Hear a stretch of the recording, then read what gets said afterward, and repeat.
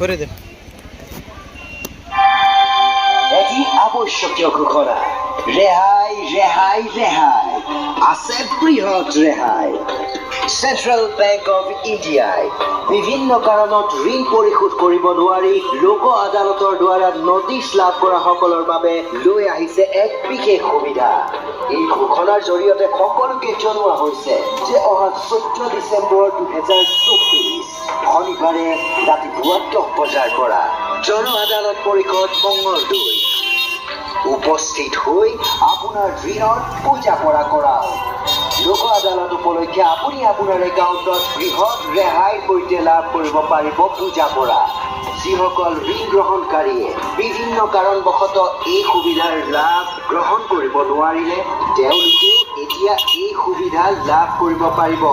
তেনেহ'লে আপুনিও আহক আৰু এই